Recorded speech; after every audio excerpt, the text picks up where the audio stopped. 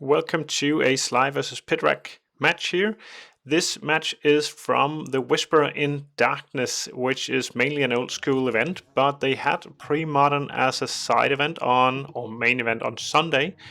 Of course, Swedish was the main attraction, so not a lot of players here compared to the old school part, but some stayed around to play some pre-modern. Some are first timers, I believe, but there are also some seasoned pre-modern players in this series here.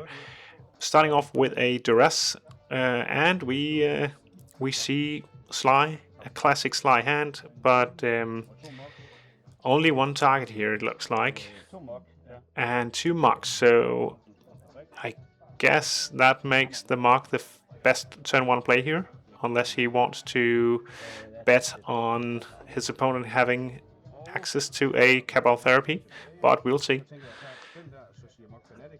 Oh, it was a Dark Ritual, so yeah, I didn't see that. Dark Ritual into Duress, into Cabal Therapy, and now the Muck Fanatic goes a 2 for 1, or 2 for like half a card. And now we have a rack. So the namesake card of the deck here, if he has 2, 1, or 0 cards in hand in his upkeep, the Sligh player, he takes 1, 2, or 3 damage. That's the way that he wants this match to go, and Sligh often tends to get quite low on resources in hand, so I guess it's this matchup could be interesting. And we have a Lavamancer on the field now, and 2 cards in hand. That looks rough, and now we have a Mishra Factory.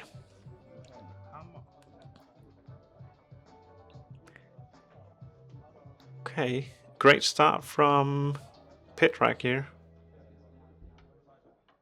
Great start. But does he have a follow-up play? Looks like it. Therapy? Nope, and he missed and gets some information. He can, if there was something that he was worried about, he can animate the factory with its own mana and then sacrifice it for Cabal Therapy, but another Lavamancer is not that frightening.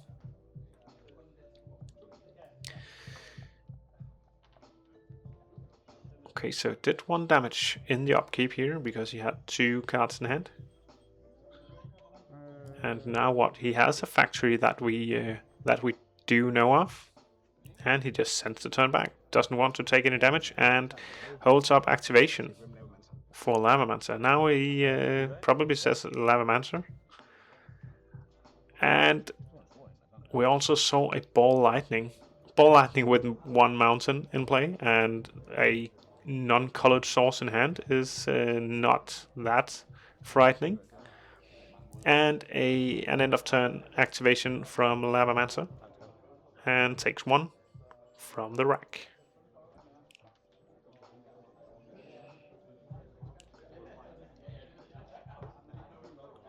Now what? Is that a bolt? Looks like a bolt. So just ships the turn. And keeping mana up for a Grim activation or a bolt so that he can take care of that factory. If that starts swinging, it will be a much faster clock. Okay. Sending the turn back to the Sligh player. Sligh can also play it slow. Just go off in 1 turn. Dealing a bunch of damage. Playing out a factory off his own and ships the turn. And another swamp here. Double back mana is allowing Pitrak for some hypnotics or maybe bottomless pit. But what will we have here? All wretch if he plays that main, but double black is important for most mid-range black decks. Oh, we have an imp. It's a 3/2 flyer, and if you play a creature, you have to sacrifice it. But 3/2 flying for 2 mana is that's above the curve, I would say. Quite interesting.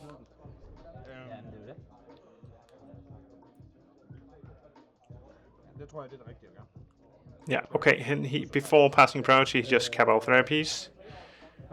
And probably names Ball Lightning, the known card. And yeah, proper old school player here with the dark Ball Lightnings. That is nice. That bunch of printings of that card, but this original one just looks amazing. And back to the Sligh player. Slowly taking pips here. Okay, swings for 2. Goes on the aggressive side, plays another mountain, and passes the turn. 2 factories, that is rough, and a pit. Okay, now this game will change fast here. Discarding a random card each upkeep is not nice when you're under a rack, and the top decks of both players are nice, but with the rack in play, Sligh really needs to draw something interesting. He bolts, yeah, of course he needs to bolt because he don't want to sacrifice or discard that, and discards a factory. And then he takes 3 damage. Okay, that is pressure. That is pressure. At least it's fodder for his Grim Lavamancer, but I'm not sure that is enough. And he has drawn a pop, which is like the worst blocker ever, and it probably needs to be swinging. And goes for the attack here. And passes the turn. No red mana up. No red mana up, so he should... Okay, he doesn't swing because he does have a fast clock here with 3 a turn. Keeping back those factories is it's like having a wall up of sorts.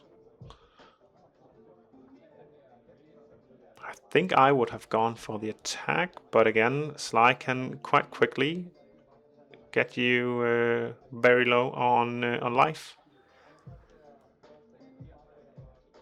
And they're both at 11 here. So this could still go both ways.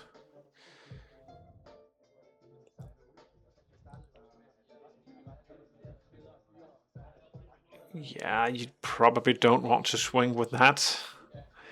If he blocks with a pumped factory, you just take damage yourself. Yeah. Do read the cards if you don't know them. But he animates one of the factories. And blocks it, and it pumps itself. Then he can Grim Lavamancer in response, but then he will just pump it with the other factory in response to that.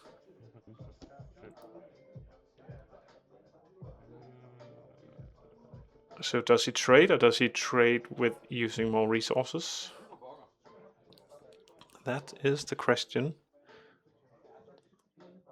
He does something. Yeah, he activates Grim Lavamancer, trying to kill it in response, and then, okay, he Fire Blasts. Whoa, that's aggressive. But no damage is taken. And ships the turn. And a card, if he keeps the card in hand, it's probably a Smother or Dark Ritual, but sadly for him, not another factory or another rack, because he will lose it in his upkeep.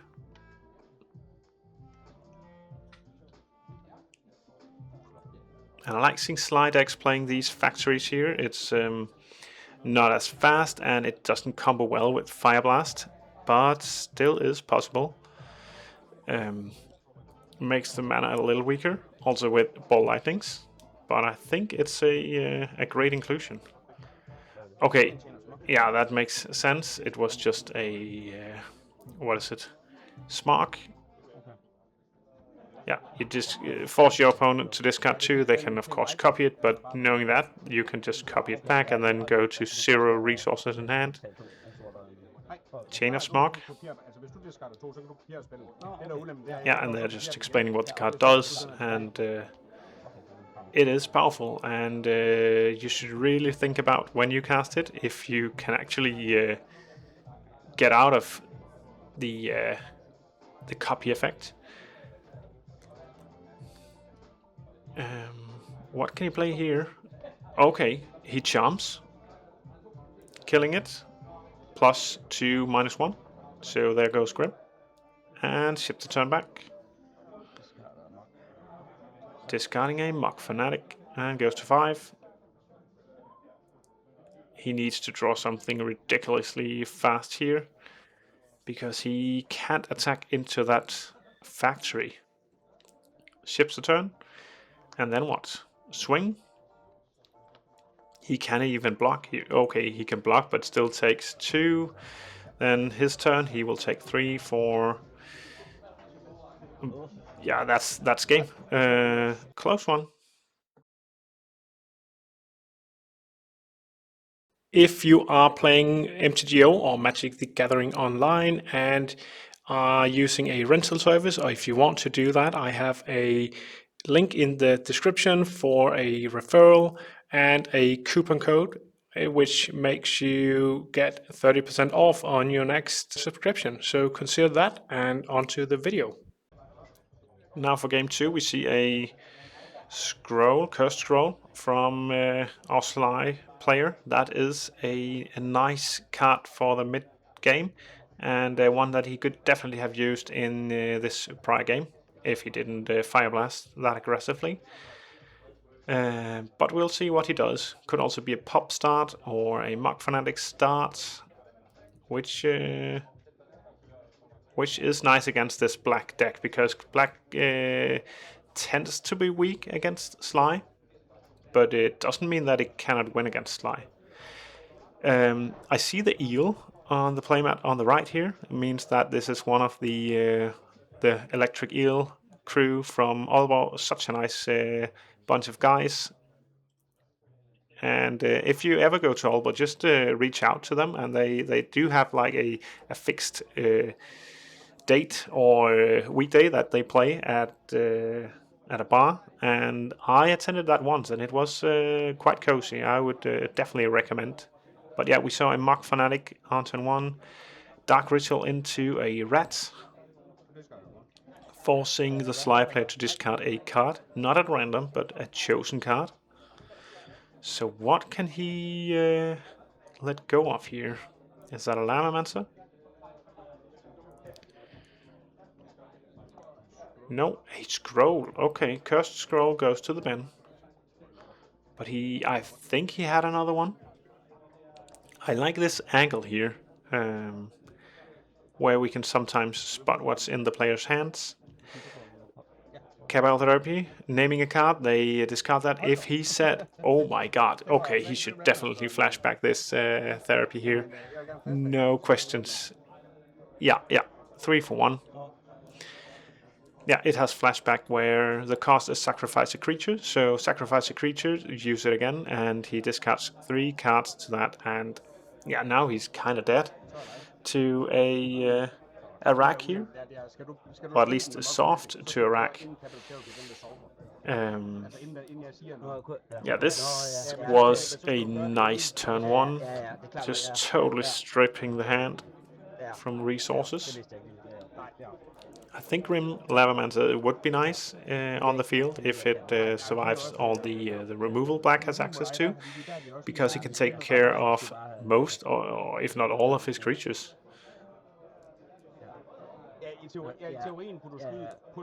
And yeah, they're just discussing how Cabal Therapy works and how to play around it.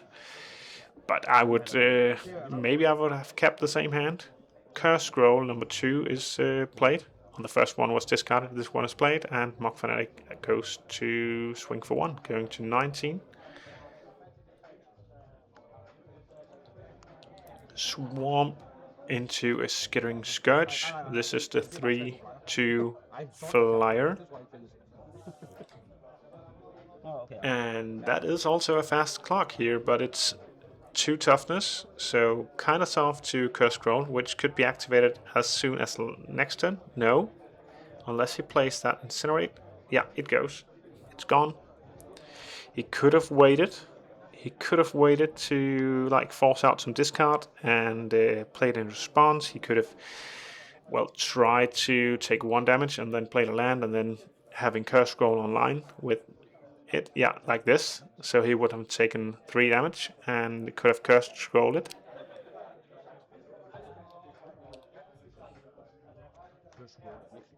But I'm not a Sligh expert either, so maybe that is also just the correct thing he did there with just getting rid of it.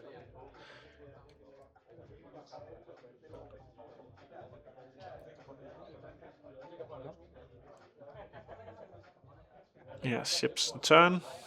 Next turn, Curse Scroll is online. But he has no cards in hand. And it looks like the way that, with the way the Pitrack player is playing here, he does have options in hand. Maybe Rax, maybe just going to swing here. Yeah, swings for 2, sends the turn. And now what? Okay, it was a pop. A pop is drawn. And yeah, he keeps that for his scroll. I think that is the correct play. Pop is not that nice this late in the game. Here we have a Wasteland.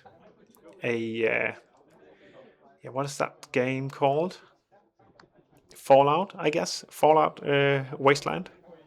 Looks a little bit weird with all these other magic cards with this Universes Beyond, but I do like Fallout. I think the Wasteland in and of itself, it looks nice, but with these cards, it maybe looks a little bit off.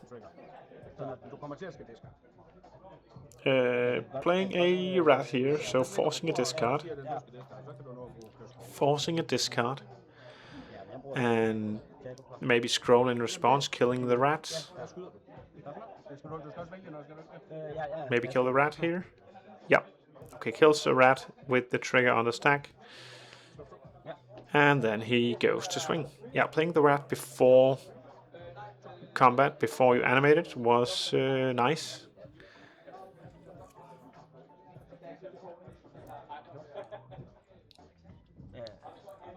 Keeps a card in hand for the scroll. Or does he? Okay, swings. To 17.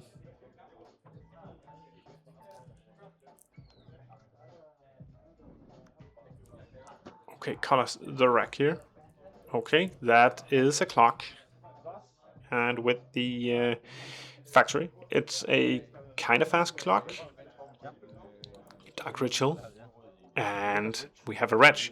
So he is trying to get rid of cards in the graveyard, mainly for Barbarian Ring and Grim Lavamancer. But Grim Lavamancer, there might be 1 left in the deck, but we haven't seen Barbarian Ring yet. But it is also just a 2/2, which can be nice for attacking. And he removes a card in the bin. I don't think it matters what it is. It's just a card. Or is he removing more? Yeah, okay, he's removing 3 cards. Yeah, he had Dark Ritual mana. And swings.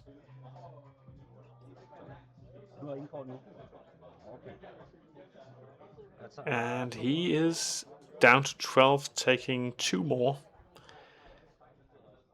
To 10 versus 17. Life is, yeah, that's a Mock Fanatic in hand and something else. Mock Fanatic is played, so Cursed Scroll is offline. And he swings for 1 to 16.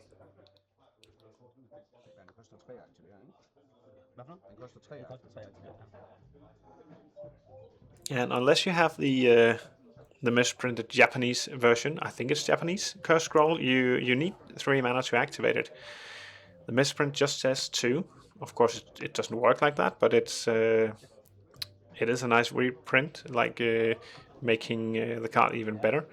2 mocks versus a factory, and then a rack. Okay, double rack. Here's a 10. He takes 4, so goes to 6. Yeah, this game is kind of over. He can't draw into dealing 16 and not just taking damage from the rack here. Should he keep the cards in hand? Pit rack player has no clock. The only clock he has, or represents right now, is these pit racks. Okay, he plays a land and ships the turn.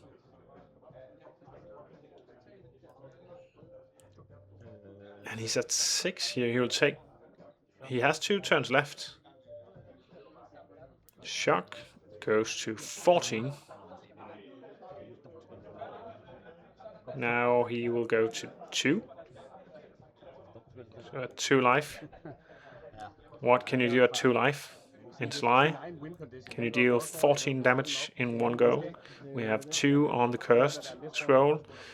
Then we can have 2 fire blast. That is the most potent way. No, yeah, you can do that. But that's not enough. That's 10, not 14.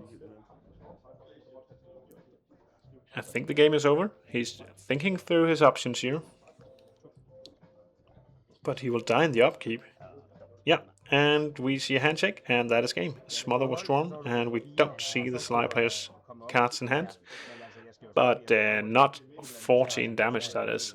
Great first game here from this tournament, and I will try to upload the rest eventually throughout the summer. See you, and consider subscribing.